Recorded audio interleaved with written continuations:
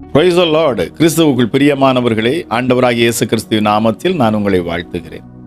பிரியமானவர்களே, இன்னைக்கு நம்ம என்ன பார்க்க போறோம் அப்படின்னா, ஒரு 5 பாயிண்ட் நான் உங்களுக்கு சொல்லித்தரேன். அதாவது, உங்கள் பாவத்திலிருந்து, உங்கள் சாபத்திலிருந்து நீங்கள் விடுதலையாகி உங்கள் ஆசீர்வாதங்களை நீங்கள் பெற்றுக்கொள்ளத்தக்கதான வழியை நான் உங்களுக்கு சொல்லித் தருகிறேன். அநேகர் இன்னும் விடுதலையாகாமலே இருக்கிறார். எவ்வளவோ காரியங்களை நீங்க ட்ரை பண்ணி பார்த்துட்டீங்க இல்லையா? எத்தனையோ ஊழியக்காரர்கள்ட்ட நீங்க போய் ஜெபிச்சு பார்த்துட்டீங்க. ஆனாலும் இன்னும் உங்க வாழ்க்கையில விடுதலை, இன்னும் உங்களை சாபம் தொடர்ந்து கொண்டுதான் இருக்கிறது. இன்னும் உங்க குடும்பத்துல பிரச்சனைகள் இருந்து கொண்டேதான் இருக்கு. அதற்கு காரணம் என்ன தெரியுமா? பிரியமானவர்களே, நீங்கள் சரியான முறையில இன்னும் விடுதலையை பெறவில்லை. அப்படி என்று சொன்னால், நான் சொல்லக்கூடிய காரியங்களே நீங்க லைனா நீங்க கேட்டுட்டே வாங்க. அதன்படி நீங்க செய்வீங்க அப்படின்னு சொன்னா ஒரு மிகப்பெரிய விடுதலை நீங்களே பார்ப்பீங்க. நீங்களே உங்க குடும்பத்தில் இருக்கக்கூடிய போராட்டங்களை உங்களை விட்டு விலக்க முடியும். விடுதலையை என் தேவ ஆவியானவர் நீங்க இருக்கிற இடத்துல வந்து கொடுப்பார். அதற்கு ஒரு 5 பாயிண்ட் நான் உங்களுக்கு நான் சொல்றேன். நீங்க விடுதலை ஆவதற்கு, ஒருவேளை நீங்கள் பிசாசின் பிடியில இருக்கலாம், தொடர்ந்து போராட்டங்கள் இருக்கலாம், உங்க மேல சாபங்கள் இருக்கலாம். இன்னைக்கு கிறிஸ்து இயேசு உங்கள் ஜெபத்தை கேட்க வேண்டும் என்று சொன்னால் இந்த விடுதலை நிச்சயமாக உங்களுக்கு தேவைப்படுகிறது. இந்த விடுதலை இல்லாம உங்கள் ஜெபம் ஆண்டவர்கிட்ட போகாது. ஆக உங்களுக்கு விடுதலை மிக முக்கியம். ஸோ ஒரு 5 காரியத்தை நான் சொல்றேன் பாருங்க. நீங்க விடுதலையாகி தேவனை அனுபவிப்பது, அதாவது கிறிஸ்து இயேசுவை நீங்கள் எப்படி அனுபவிப்பது, அவர் கொடுக்கிற ஆசீர்வாதங்களை எப்படி நீங்கள் பெற்றுக்கொள்ள முடியும், நீங்கள் எப்படி உங்கள் சாபத்திலிருந்து விடுதலையாக முடியும், எப்படி கிறிஸ்து இயேசுவின் பிள்ளைகளாக நீங்கள் மாற முடியும், அதற்கு ஒரே ஒரு ரூட்டு தான் இருக்கு. இந்த ரூட்டை தான் நான் உங்களுக்கு சொல்லித்தரேன். பிரியமானவர்களே, முதலாவது, இந்த இயேசுவண்டை வந்திருக்கிற நீங்க என்ன செய்யணும் தெரியுமா? முழுவதுமாக அவரை நீங்கள் விசுவாசிக்கணும், நம்பணும். இயேசுவண்டை வருகிற பொழுது ஏதோ எத்தனையோ தெய்வங்களை நம்ம பார்த்தாச்சு, எத்தனையோ பேரை நம்ம என்ன செஞ்சாச்சு, வழிபட்டாச்சு, என்னென்னலாமோ செஞ்சு பார்த்தாச்சு. ஆனாலும் இன்னும் என்ன இல்லை, விடுதலை இல்லை. இந்த இயேசுன்னு சொல்றாங்களே, அவங்க கிட்டே நம்ம என்ன செய்வோம், போய் பார்ப்போம், ஏதோ ஜெபம் பண்ணி பார்ப்போம் அப்படிங்கிற மாதிரி இல்லை. இப்படி ஒரு எண்ணத்துல நீங்க வருவீங்கன்னு சொன்னா நிச்சயமா உங்களுக்கு விடுதலை இருக்காது. உங்களுக்கு கிறிஸ்து இயேசுவண்டை நீங்கள் வருவீங்கன்னு சொன்னா உங்களுக்கு முழு விடுதலை வேணும், உங்க குடும்பத்துல முழு ரட்சிப்பு வேணும், உங்க குடும்பத்துல சமாதானம் வேணும், சந்தோஷம் வேணும். அப்படின்னா நீங்க முதலாவது இயேசு கிறிஸ்துவை முழுமையாக நீங்க நம்பணும், விசுவாசிக்கணும். என்ன விசுவாசிக்கணும்? எனக்காக 2000 வருஷங்களுக்கு முன்பதாக இயேசு என்னும் இரட்சகர் இந்த பூமிக்கு வந்தார், என்னை மீட்பதற்காக, என்னை விடுதலையாக்குவதற்காக. என்னுடைய பாவங்கள், என்னுடைய சாபங்கள், என்னுடைய அக்கிரமங்கள், என்னுடைய மீறுதல்கள், என்னுடைய தரித்திரங்கள், என்னுடைய வியாதிகள் எல்லாவற்றையும் அவர் சிலுவையிலே சுமந்து தீர்த்தார். அது மாத்திரமல்ல, அவர் சிலுவையிலே சுமந்து தீர்த்து பிசாசினை வெற்றி சிறந்தார், ஜெயம் எடுத்தார். அவர் மரித்தார், 3ஆம் நாள் உயிரோடு அவர் எழும்பினார், மரணத்தையும் பாதாளத்தையும் அவர் ஜெயித்தார். இப்பொழுதும் அவர் பிதாவின் வலது பாரிசத்தில் அமர்ந்திருக்கிறார், எனக்காக பரிந்து பேசும்படிக்கு. அவர் மீண்டும் வருவார், என்னை தன்னோடு அழைத்து செல்ல என்று நீங்கள் விசுவாசிக்க வேண்டும்.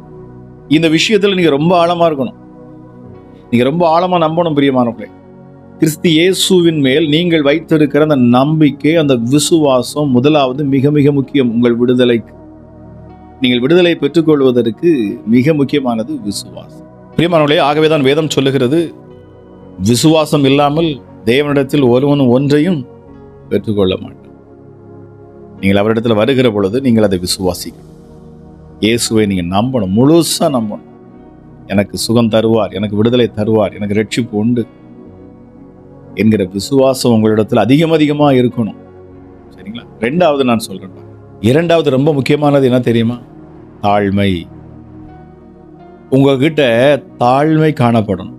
1 பேதுரு 5ஆம் அதிகாரம் 5-6 வசனங்களை எடுத்து படிச்சு பாருங்க. தாழ்மையுள்ளவனுக்குத்தான் கிருபை அளிக்கிறார், பெருமையுள்ளவனுக்கு தேவனே எதிர்த்து நிற்பார். ஏன்னா லூசிஃபருக்குள்ள பெருமை வந்துச்சு, பிசாசுக்கு பெருமை வந்துச்சு. அவனுக்குள்ள பெருமை வந்ததுனாலதான் அவன் தள்ளப்பட்டான். தேவ சமூகத்தில் இருக்கு. ஆக தேவனுக்கு பெருமை கொள்ளுகிறவர்களே சுத்தமா பிடிக்காது. உங்களுக்குள்ள ஒரு பெருமை இருக்குது, இது நான் தான், நான்கிற பெருமை, என்னாலதான் முடியும், எல்லாமே என்னாலதான், நான் நான் நான் என்கிற அந்த அகம்பாவம், அந்த பெருமை இருக்கும் அப்படின்னு சொன்னா அதை விட்டு விட வேண்டும். 2வது, உங்களுக்குள்ள தாழ்மை வர வேண்டும். உங்களையே நீங்கள் தாழ்த்த வேண்டும். தேவ சமூகத்தில் ஆண்டவருக்கு உண்பதாக உங்களை தாழ்த்த வேண்டும். ஆண்டவரே, நான் அடியேன், ஆமா, நான் எதற்கும் தகுதி இல்லாதவன், தகுதியற்றவன், இந்த உலகத்துல நான் எதுக்கும் தகுதியற்றவனா இருக்கேன், என்னை நீர் தகுதிப்படுத்தும். நான் எதற்கும் தகுதியற்றவன், நான் முழுவதுமாக இடத்துல என்னை ஒப்புக் கொடுக்கிறேன், நான் சரண்டர் ஆகிறேன். நான் வெறும் களிமண், வேதம் சொல்லுது, நான் வெறும் களிமண். அவர் தம்முடைய மண்ணினாலதான் நம்மளை அவர் என்ன செய்தாராம், படைத்தார். வெறும் மண்ணென்று அவர் நினைவு கூறுவார். மனிதனை பார்க்கிற பொழுது வெறும் அவன் மண்ணென்று நினைவு கூறுவார். அப்படிங்கிற பொழுது நம்ம பெருமை பாராட்டுவதற்கு எதுவுமே கிடையாது நம்ம கிட்ட. ஆக பெருமைப்படாதபடிக்கு உங்கள் பெருமைகள் எல்லாம் எடுத்து போடும். உங்களுக்கு எதை குறிச்சாவது பெருமை இருக்கும். உங்கள்கிட்ட நிறைய பணம் இருக்கலாம், உங்கள்கிட்ட கார் இருக்கலாம், உங்கள்கிட்ட பதவிகள் இருக்கலாம், ஏதோ பெரிய பதவியில் இருக்கலாம், நீங்க ஒரு பெரிய அரசியல்வாதியா இருக்கலாம், ஒரு பெரிய கம்பெனி ஓனரா இருக்கலாம், மில்லியனரா இருக்கலாம், ட்ரில்லியனரா இருக்கலாம், நீங்க யாரா வேணாலும் இருங்க. ஆனா உங்களுக்குள் அதுக்குரிய பெருமை உங்களுக்குள் வரும் என்று சொன்னார், நிச்சயமாக உங்களுக்கு விடுதலை இருக்காது. 3வது, பிரியமானவர்களே, உங்களையே நீங்கள் தாழ்த்தி உங்கள் பாவங்களை அறிக்கை செய்ய வேண்டும். உங்கள் பாவங்களை அறிக்கை செய்வதில் நீங்க ரொம்ப கவனமா இருக்கணும். உங்களுடைய பாவங்களை நீங்கள் அறிக்கை செய்யணும். உங்களுக்கு எல்லா பாவத்தையும் ஆவியானவர் ஞாபகப்படுத்துவார். நீங்கள் விசுவாசத்தோடு தேவ சமூகத்தில் விடுதலைக்காக காத்து நிற்கிற பொழுது, ஆண்டவரே என் பாவங்களை எனக்கு உணர்த்தும் என்று சொன்னீங்கன்னா, நீங்க செஞ்ச அத்தனை அக்கிரமத்தையும் ஆவியானவர் உங்களுக்கு உணர்த்தும்.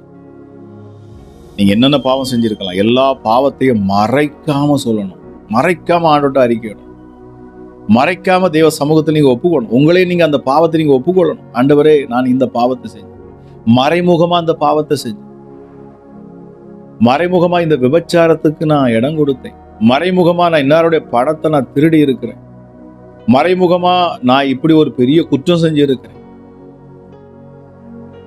நான் இப்படி பாவங்களை நான் செஞ்சிருக்கிறேன் என்று சொல்லி உங்கள் பாவங்களை நீங்கள் அறிக்கை செய்யணும், ஆண்டவர்கிட்ட ஒப்பு கொடுக்கணும். அது மாற்றம் கிடையாது. நீங்க உங்க பாவத்தை ஒப்புக்கொள்ள நீங்க தயங்கவே கூடாது. ஆவியானவர் உங்களுக்கு ஞாபகப்படுத்துவார். 1 யோவான் 1ஆம் அதிகாரம் 9ஆம் வசனம் என்ன சொல்லுது தெரியுமா? உங்கள் பாவங்களை நீங்கள் அறிக்கையிட்டால் உங்கள் பாவங்களை மன்னித்து எல்லா அக்கிரமத்தையும் உங்களை விட்டு நீக்குவதற்கு அவர் உண்மையுள்ளவராக இருக்கிறார். அவர் உண்மையும் நீதியும் உள்ளவராக இருக்கிறார். பிரியமானவர்களே, உங்கள் பாவங்களை மறைக்காமல் நீங்கள் அறிக்கை செய்ய வேண்டும். நீங்கள் இதுக்கு முன்பதாக செய்த பாவங்கள் ஆவியானவர் உங்களுக்கு அதை ஞாபகப்படுத்தி கொண்டே வருவார். நீங்கள் அதை ஒவ்வொன்றாக தேவ சமூகத்தில் என்ன செய்யணும் அப்படின்னா, நீங்க அறிக்கை பண்ணணும். உங்க பாவத்தை நீங்க ஆண்டவர் சமூகத்துக்கு வந்துட்டீங்கனாலே, அவர் மேல விசுவாசம் வச்சு நீங்க முழங்கால் படிட்டு நின்றுட்டீங்கனாலே, உங்களை தாழ்த்தி நின்றுட்டீங்கனாலே அவர் உங்களுக்கு ஞாபகப்படுத்துவார். நீங்க செய்த குற்றங்களை தான் ஞாபகப்படுத்துவார். உங்கள் பாவங்கள் மாத்திரம் அல்ல பிரியமானவர்களே, உங்கள் முன்னோருடைய பாவங்களையும் நீங்கள் அறிக்கையிடும். உங்களுக்கு உங்க கண்ணு முன்னாடி உங்களோட தகப்பனார் செய்திருக்கிற பாவங்கள், உங்கள் முன்னோர்கள் செய்த அந்த அக்கிரமங்கள் எல்லாம் உங்களுக்கு தெரியும்னு சொன்னா அதையும் நீங்க சொல்லணும். ஆண்டவர் ரொம்ப எதிர்பார்க்கிறார்.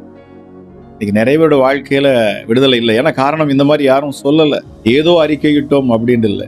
அவர் ஞாபகப்படுத்துவார். பரிசுத்த ஆவியானவர் உங்களை விடுதலையாக்க வேண்டும் என்று சொல்லி நினைப்பார் என்று சொன்னார். நீங்க அவர் சமூகத்துல வந்துட்டீங்க அப்படின்னாலே அவர் உங்களுக்கு ஞாபகப்படுத்தி கொண்டே இருப்பார். பழைய பாவங்கள் எல்லாம் ஞாபகப்படுத்துவார். ஏன்னா உங்கள் வாயினால் நீங்க அறிக்கை செய்யணும். நீதிமொழிகள் 28:13 சொல்லுகிறது, தன் பாவங்களை மறைக்கிறவன் வாழ்வடைய மாட்டான், அவைகளை அறிக்கை செய்து விட்டு விடுகிறவனோ தேவனிடத்தில் அவன் இரக்கம் பெறுவான். அதை அறிக்கை செய்து நீங்கள் விட்டு விடுகிற பொழுது இரக்கம் பெறுவீங்க. அறிக்கை பண்றது எவ்வளவு முக்கியம் பாருங்க. ஆண்டவருடைய சமூகத்தில் நீங்க அறிக்கை பண்ணுங்க. உங்கள் பாவங்கள் எல்லாம் அறிக்கை பண்ணுங்க. பாருங்க, இந்த பாவங்களை நீங்க அறிக்கை பண்ணுகிற பொழுதே உங்க சரீரத்துல ஒரு மிகப்பெரிய ஒரு விடுதலை நீங்க பார்ப்பீங்க. நீங்க பாவத்தை அறிக்கை பண்றப்பயே உங்க சரீரத்தில் நிறைய பாரங்கள் உங்களை விட்டு குறையும். உங்க இருதயத்தில் ஒரு மிகப்பெரிய ஒரு சமாதானம் அப்பவுமே வர ஆரம்பிச்சிடும். உங்கள் பாவங்களை அறிக்கை செய்து நீங்கள் ஜெபிக்கிற பொழுது. இப்பொழுது 4வது என்ன தெரியுமா? இது மிக மிக மிக முக்கியம். 4வது தான் மன்னிப்பது. இதை இன்னைக்கு நிறைய பேர் செய்வதே இல்லை. இதை நீங்க செய்யறதே இல்லை. ஏன் விடுதலை இல்லை உங்க வாழ்க்கையிலன்னா முக்கியமா இதுதான்.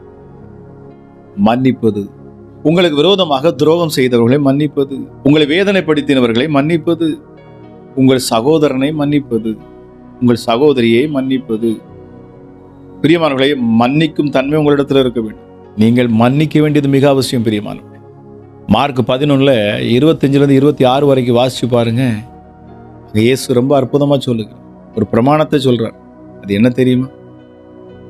உங்கள் பாவங்கள் மன்னிக்கப்பட நீங்கள் பிறருடைய பாவங்களை மன்னியுங்கள். நீங்கள் நின்று ஜெபம் பண்ணும் பொழுது ஒருவன் மீது யாதொரு குற்றங்கள், யாதொரு குறை உண்டாயிருக்குமானால் பரலோகத்தில் இருக்கிற உங்கள் பிதா அந்த குறையை மன்னிக்கும்படி நீங்கள் அவர்களுடைய குறைவை மன்னிக்க வேண்டும், அவருடைய குற்றங்களை மன்னிக்க வேண்டும். உங்கள் பாவங்களை, உங்கள் குற்றங்களை பிதாவாகிய தேவன் மன்னிக்க வேண்டும் என்று சொன்னால் நீங்க மற்றவருடைய பாவங்களை முதல் மன்னிக்கணும். உங்களுக்கு விரோதமாக குற்றம் செய்தவர்களை நீங்கள் மன்னிக்க வேண்டும். 26 வசனம் சொல்லுகிறது, நீங்கள் மன்னியாதிருப்பீர்கள் என்று சொன்னால் உங்கள் பாவங்களும் மன்னிக்கப்படாது. இன்னைக்கு நிறைய பேர் இதில் தான் சிக்கி இருக்கிறாங்க. உங்களுடைய எதிரியாக உங்களுடைய சொந்த உறவுல இருக்கிறவங்கள்ட்ட நீங்க பேச மாட்டீங்க, மன்னிக்க முடியாம இருப்பீங்க. எனக்கு இவ்வளோ பெரிய துரோகம் பண்ணிட்டாங்க, நான் மன்னிக்கவே மாட்டேன். எனக்கு இவ்வளோ துரோகம் பண்ணிட்டாங்க, எனக்கு இவ்வளோ எதிராக எனக்கு இப்படி செஞ்சுட்டாங்க, அப்படி செஞ்சுட்டாங்க, நான் மன்னிக்கவே மாட்டேன். இப்படி நீங்க சொல்லுவீங்க அப்படின்னு சொன்னா, பிரியமானவர்களே, உங்கள் குற்றங்களையும் என் ஆண்டவர் மன்னிக்க மாட்டார். மன்னிப்பு இல்லாம ரட்சிப்பே இல்லை. மன்னிப்பு இல்லாம உங்க வாழ்க்கையில் ரட்சிப்பே வராது. அப்போ மன்னிப்புங்கிறது ரொம்ப முக்கியம். பாருங்க, இயேசு கிறிஸ்து இந்த பூமியில் வந்தபோது அதிகமாக கற்றுக் கொடுத்ததே அதுதான். முதலாவது நாம் மற்றவர்களை மன்னிக்க தெரிய வேண்டும். மத்தேயு 18 20 23 நீங்க வாசித்து பாருங்க. 34வது வசனம் கூட சொல்லும். நீங்கள் அதை படித்து பார்க்கிற பொழுது தெரியும். மன்னிக்காத ஒரு தன்னிடத்துல தான் கடன்பட்ட, தன் எஜமானிடத்துல கடன்பட்டு இருக்கிறான், எஜமான் மன்னிச்சிடுறாரு. இவன் போகிற பொழுது இவனிடத்துல ஒருவன் கடன்பட்டு இருக்கிறான், அவனை இவனால மன்னிக்கவே முடியல. இப்பொழுது எஜமானுக்கு செய்தி போகுது. அவர் என்ன செய்யாரு தெரியுமா? உபாதிக்கிறவர்களிடத்துல இவனை ஒப்புக்கொடு. நான் அவனுடைய கடனை மன்னிச்சிட்டேன், ஆனா அவனிடத்துல அவன் கடன் பட்டதை அவன் மன்னிக்கல. ஆக நான் இவனுக்கு இரக்கம் செய்தேன், இவனும் அவனுக்கு என்ன செய்யல? இரக்கம் காமிக்கல. ஆக இவனை பாதிக்கிறவர்கள், கொடூரமா சித்திரவதை செய்யக்கூடியவங்கள்ட்ட கொண்டு போய் போடு அப்படின்னு அந்த எஜமான் சொல்லுவார். பாத்தீங்களா, மன்னிக்காதது எவ்வளவு கொடூரமா இருக்கு பாருங்க. அதுக்கு ஒரு தண்டனை. ஸோ மற்றவர்களை மன்னிக்க வேண்டியது மிக மிக அவசியம். பிரியமானவர்களே, உங்க வாழ்க்கையில விடுதலை வேண்டும் என்று சொன்னால் நீங்கள் மன்னிக்க வேண்டும். இதெல்லாம் நீங்க செய்யாம நீங்க எத்தனை ஊழியக்காரர்கிட்ட போய் ஜெபிச்சாலும் சரி, நீங்க கோயிலுக்கு எவ்வளவு தசமபாவம் கொடுத்தாலும் சரி, ஆலயத்துக்கு நீங்க தவறாம வந்தாலும் சரி, ஆமா முழு எல்லா பைபிளையே நீங்க கரைச்சி குடிச்சாலும் சரி, விடாம நீங்க ஜெபிச்சுட்டே இருந்தாலும் சரி, நிச்சயமா உங்க வாழ்க்கையில கர்த்தர் அதுல இருந்து விடுதலை கொடுக்கவே மாட்டேன். விடுதலை இருக்காது. இது பரலோகத்தோட ரூல்ஸ். என் இயேசு மிக தெளிவாக அதை தான் நமக்கு கற்றுக் கொடுத்தார் அந்த பூமிக்கு வந்தபோது. இப்பொழுது அடுத்ததும் மிக மிக முக்கியமானது. இப்போ நான் சொல்லக்கூடிய அடுத்த காரியமும் ரொம்ப ரொம்ப முக்கியமானது. பாருங்க, அது என்ன தெரியுமா? பிரியமானவர்களே, தவறான மத சடங்காச்சாரங்களை நீங்கள் செய்து கொண்டிருப்பீங்கன்னு சொன்னா அதை விடுறது ரொம்ப ரொம்ப ரொம்ப ரொம்ப ரொம்ப முக்கியம். தவறான ஒரு மதத்தை நீங்கள் பின்பற்றி கொண்டிருக்கிறீங்க, அதாவது மத ரீதியில நீங்க மூவ் பண்ணிட்டு இருக்கிறீங்க, நிறைய சடங்காச்சாரங்களை பண்றீங்க, இப்படிப்பட்ட காரியத்தில் நீங்க ஈடுபட்டிருப்பீங்கன்னு சொன்னா நிச்சயமா கர்த்தர் உங்களுக்கு விடுதலை தர முடியும். சொன்னா 2 எஜமானுக்கு உங்களால வேலை செய்யும். ஒன்று அனலாறு, இல்லைன்னா குளிராறு, இல்லைன்னா ஒன்று நான் வாந்தி பண்ணி போட்டுருவேன் அப்படிங்கிற.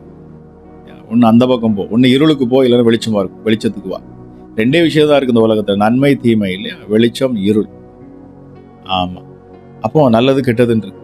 இப்போ இந்த நல்லதுங்கிறது கர்த்தர் கடவுள் இயேசு, பொல்லாதுங்கிறது பிசாசு சாத்தான். அப்ப நீங்க எந்த பக்கம் இருக்கிறீங்க? முழுவதுமாக இயேசு கிறிஸ்துவிட்ட வந்துட்டேன் அப்படின்னா நீங்க முழுவதுமாக என்ன செஞ்சிடணும்? அவரையே நம்ப.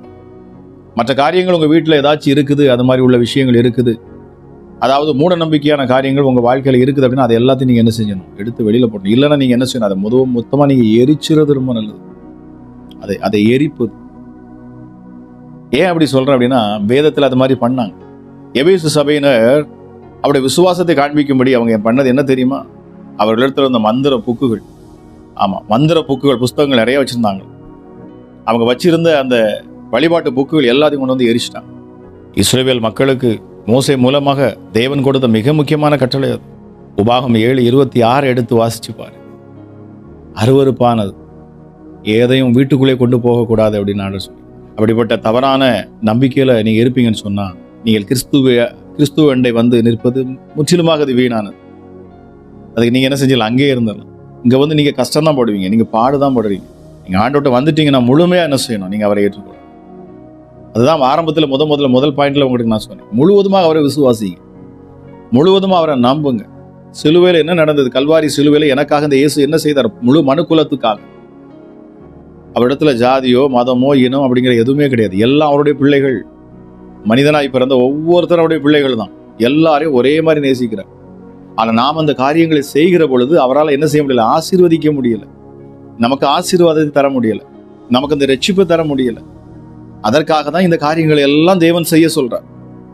இதையெல்லாம் நம்ம செய்து இதன்படி நம்ம நடந்து கொள்ளுகிற பொழுது நம்ம தேவ பிள்ளைகளாக மாறுகிறோம். அவருடைய பிள்ளை என்கிற அங்கீகாரம் நமக்கு கிடைக்கிறது. அதற்காக தான் தேவன் என்ன செய்யறார்? அவ்வளவு முயற்சி எடுத்தார். இயேசு கிறிஸ்து பூமிக்கு வந்ததே நம்மை பிதாவண்டை சேர்ப்பதற்காக தான் இல்லையா? ஒரு மனுஷன் செய்த பாவத்தின் நிமித்தமாக எல்லாரும் பாவம் செய்தார்கள்.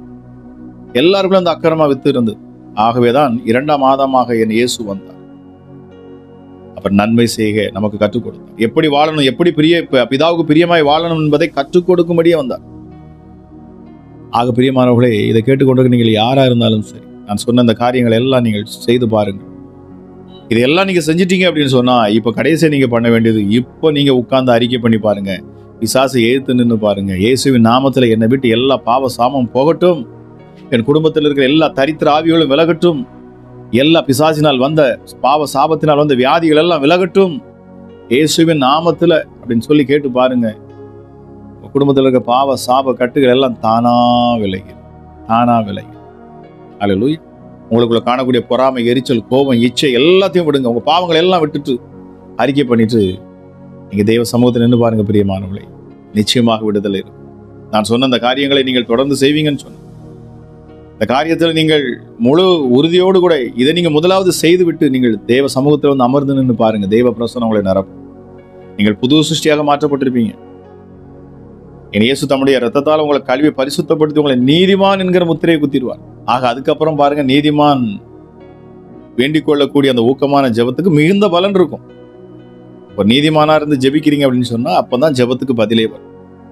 ஆக இதை கேட்ட நீங்கள் யாராக இருந்தாலும் சரி, நான் சொன்ன காரியங்களை நீங்க என்ன செய்யுங்க? தொடர்ந்து நீங்க செயல்படுத்தி பாருங்க. நிச்சயமாகவே நீங்கள் இருக்கிற இடத்துல உங்களுக்கு விடுதலை கிடைக்கும். இதெல்லாம் செஞ்சுட்டு நீங்க என்ன செய்யுங்க? அறையில நின்று, அறை வீட்டுக்குள்ள நின்று, முழங்கால நின்று, ஆண்டவரே என்னை மன்னியும், என்னை ரட்சியும், என்னை விடுதலையாக்கும், உண்மை நான் அனுபவிக்கட்டும், உண்மை நீ வெளிப்படுத்தும் கேட்டு பாருங்க. அவர் நிச்சயமாக பதில் இருக்கும். நிச்சயமாக பதில் இருக்கும். நிச்சயமாகவே இதை கேட்டு நீங்க ஆசீர்வதிக்கப்பட்டிருப்பீங்கன்னு சொன்ன கீழே கமெண்ட்ல நீங்க டைப் பண்ணுங்க. இதை மற்றவர்களுக்கும் ஷேர் பண்ணுங்க. நிச்சயமாகவே நீங்கள் விடுதலையாக வேண்டும் என்பது என் ஆண்டோடைய விருப்பமாக இருக்கு. ஆக இன்னைக்கு அநேகர் விடுதலையாக முடியாம சிக்கி கொண்டிருப்பதனால ஆவியானுடைய ஏவுதலின்படி இந்த காரியத்தை நான் உங்களிடத்தில் பேசி இருக்கிறேன். கேட்கிற உங்களை கர்த்தர் தாமே ஆசீர்வதிப்பாராக. God bless you.